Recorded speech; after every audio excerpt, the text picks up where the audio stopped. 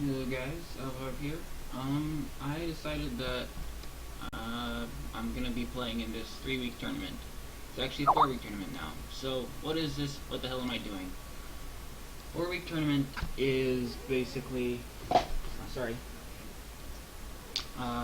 bunch of people who play Scrolls playing Scrolls, but we just have a bunch of people in it. It's round robin, play as many people as you can. Whoever gets the most wins at the end wins. Best of 3 matches. Yeah, that's about it. So I played Taken yesterday. This time I'm playing wbmc. Yesterday was 2 a.m. technically today. That was exciting. But today we're gonna play and beat wbmc. He has been playing Scrolls for a lot lately. He's in the top ratings, like 1700. My only game has been that one that I played a little while ago, so he's definitely a favorite. But he does not expect me to win, and that is my secret plan. So I'm playing my my late undead deck. He's probably playing energy because that's what he loves playing against me. I'm expecting some kind of non-energy control-ish deck, something late game mid-rangey. And the reason I'm playing this deck is because he's convinced that it's a good matchup, but I actually think Undead's favorite here. That's a little different than what most people do, but it's a much more late game deck than Standard Undead is, so you can make comebacks. A lot less flashy plays, so you do have the turn 5 Nuru. No, you can get a turn 4 Nuru with a turn 3 Blight Seed into a turn 4, what do you call it? Right. So instead he's playing Growth. Poison tends to do well against Growth, but I'm not that worried about Countdown and Infested Husk, which means I want to get Slayer Vestige out first. Unfortunately, Slayer Vestige really doesn't want to appear. What? Yeah,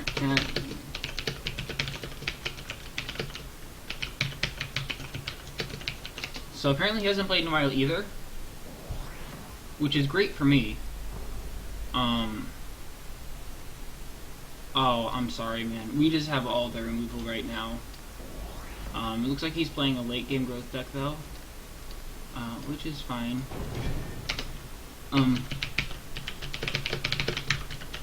Yeah, according to the subreddit, which was my main source of information, he's at like 1700.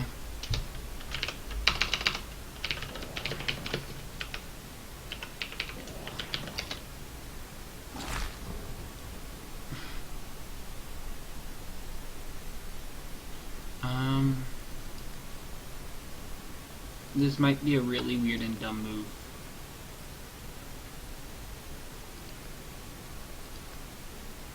But I think we're gonna Brain Lice you, pressure you, that'll die, Soul Steal. I don't want to Soul Steal right now because he might play something more valuable.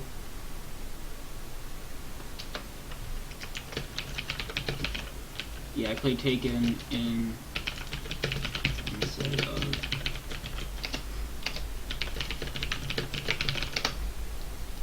but I'm fine with that then.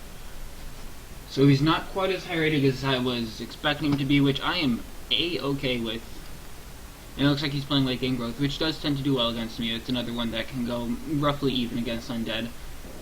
There aren't any matchups I'd say Undead is horrible in. There's just ones that's better and worse in, which is true with any matchup, any deck. And there's no reason to waste his Soul Steal if he doesn't protect it with something, which he really can't. In fact, I'm confused why he's not ending his turn now, because he's already sacrificed. And you can type during my turn. Also, sorry about my loud keyboard. It's loud. I know it. You know it. We all know it. Not sure. Okay, I guess the point was to bait that away. I'm holding on to that Soul Steal because there's a lot of value in it. That guy's a pain in the ass, and unfortunately I had a kind of a dead draw. But that's okay.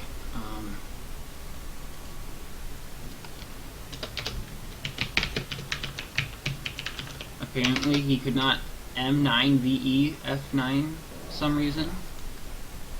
I agree. I think so. I'm gonna have to find a way out of this, and this is not a great situation to be in. He's got some pressure, and you don't want to see this deck with board control. I'm going to assume, because he's top decking now, that he's not gonna have much on his hand, and I don't think he can get another veteran. Or else, if I thought he could get a veteran, I'd play the Pack Husk. I'm gambling that he can't top deck that.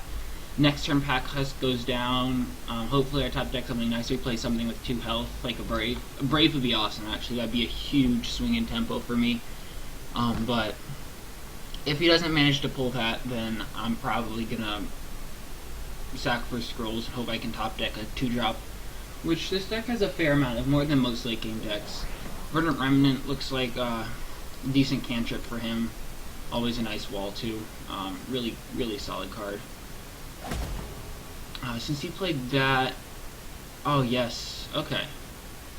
I can work with this. I have to figure out the best way to set this up, because if I just play this there, that'll have 4 health.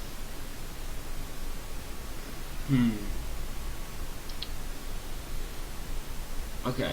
I think the right option is to block here, put you behind that, and then you up. What I'm suspicious of and would fuck me over is that he has Earthen Mirth, which he can just line them up, and that just looks like he's baiting me into this play.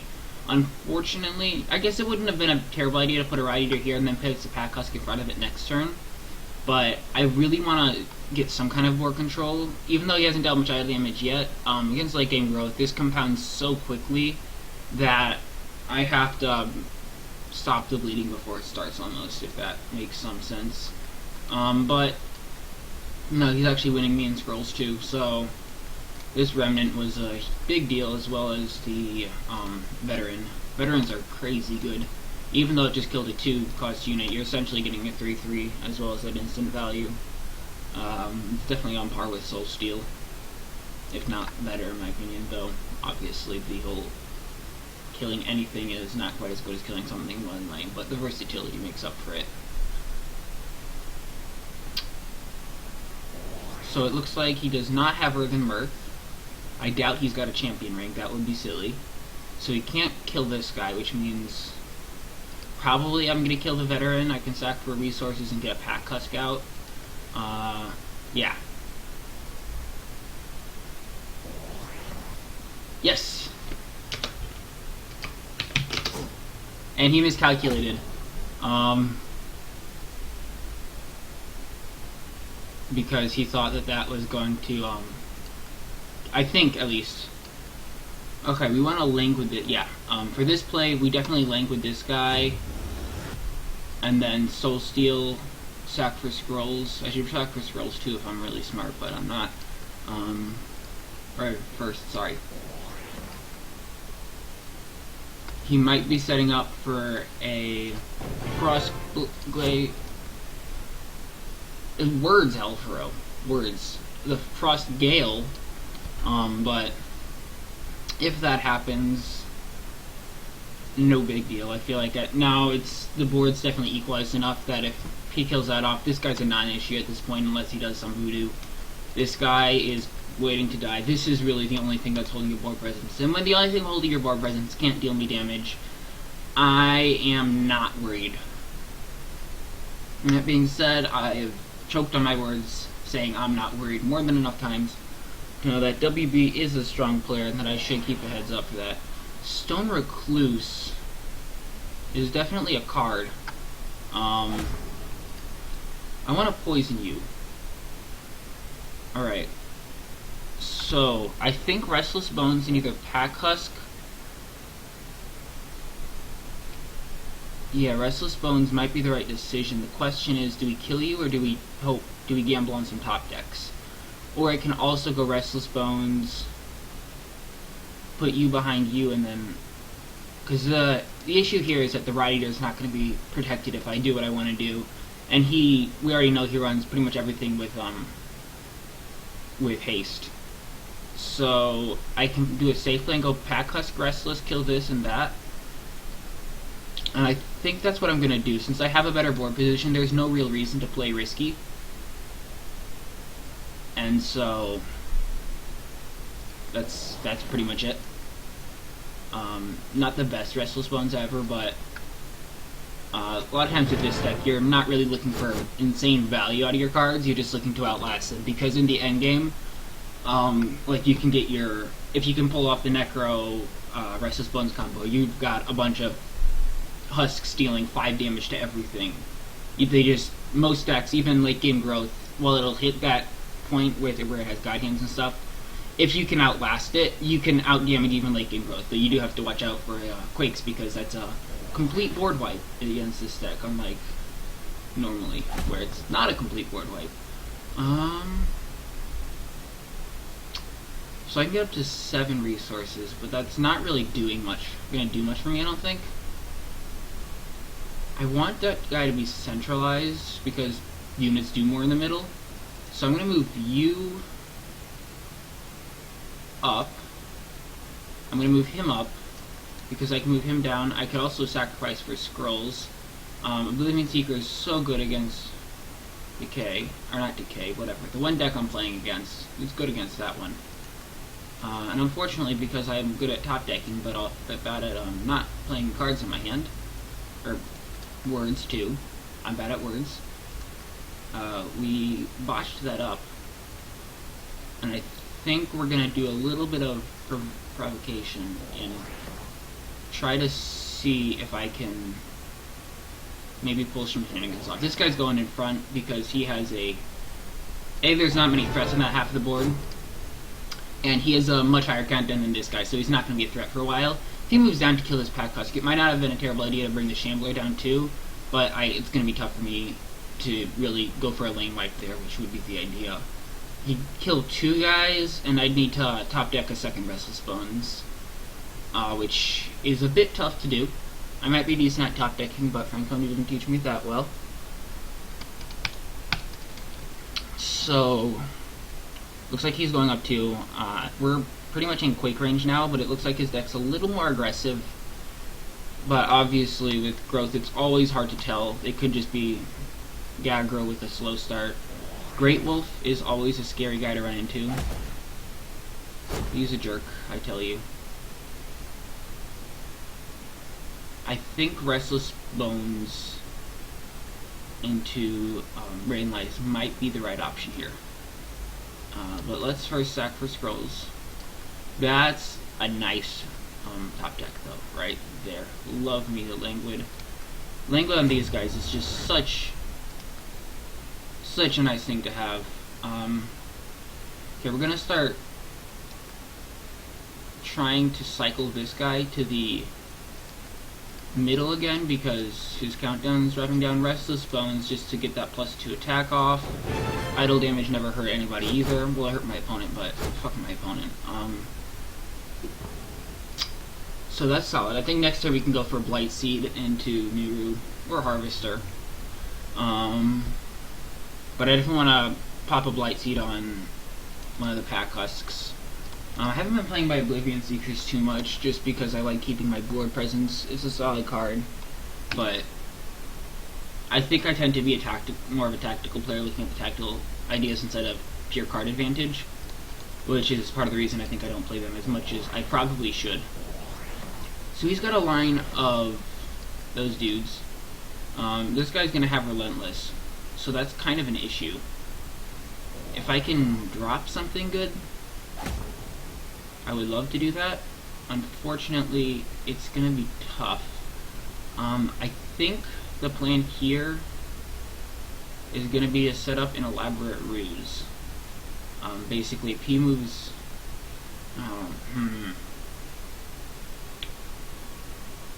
So I want this guy to be here. The problem is I don't want you to be in the back, because then I'm lining up all of my strong units, which is never a good decision.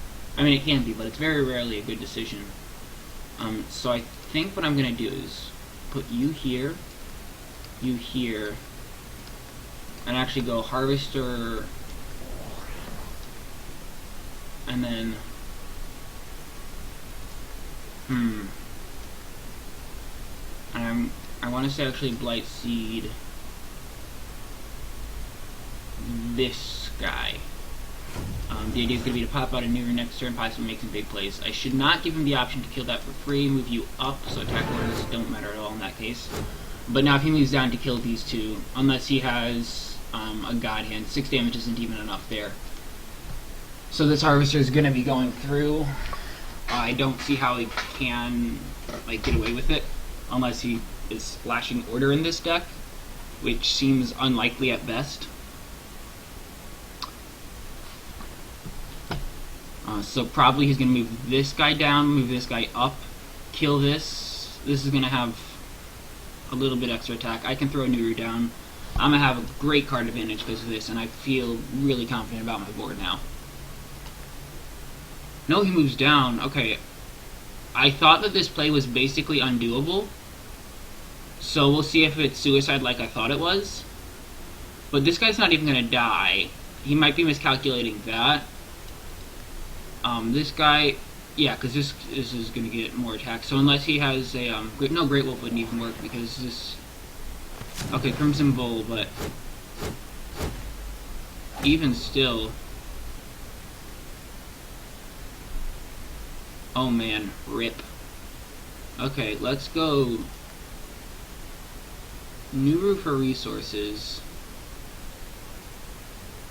I want you to attack first, because then Nuru gives you all the attack. I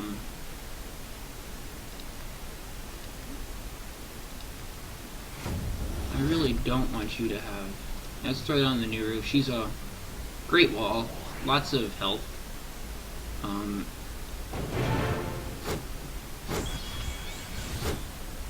And that's a nice bit of tempo. People tend to... It's Nuru... Blocking with the Nuru is always a bit of a iffy decision, especially against this deck, because it can dish out a lot of damage, but I feel like even without the Nuru, my board is just better.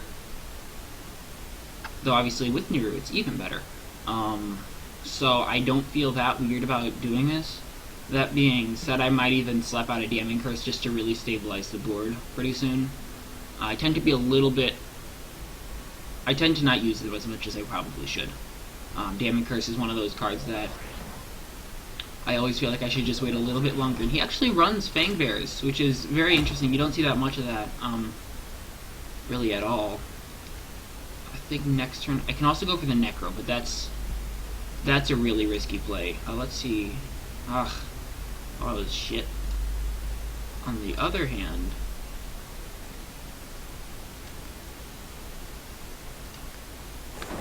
let's just pray to our God, RNGesus, and see how this goes. Because, you see, I live on the edge. And the edge is my friend. So the question is, do we kill... Let's kill all the attacking things that are dangerous. Because that's what the wise men do. The reason I made those moves were to kind of give you slightly better odds at landing them exactly where I wanted them to go. But now I'm threatening lethal, actually. So he's going to have to defend that in some way. But this looks really, really nice for me all of a sudden. That was a good play. This is actually why I run Shroud, is because those occasional humans that are a little more common than they are in the aggro variant of this deck are always really nice to have. Attacking out of nowhere, especially since your opponent, you don't expect Nerudas to attack, you expect her to follow her countdown. So it's a great surprise tech card. And if you need something to be a super chump blocker, then it's there too, but that tends to be when you're already losing this, not a reason ever to run that card. There's a reason you never see it in, you very rarely see in competitive decks. This is the first time I've seen anyone run it. So I am by no means condoning the use of this card. Actually I am, because I'm using it. But you shouldn't, unless you're me. In which case you're me, and do what you wanna. And I think I'm a win. So we are up 1-0 against wbmc. Okay, so which deck? Okay, let me stop this.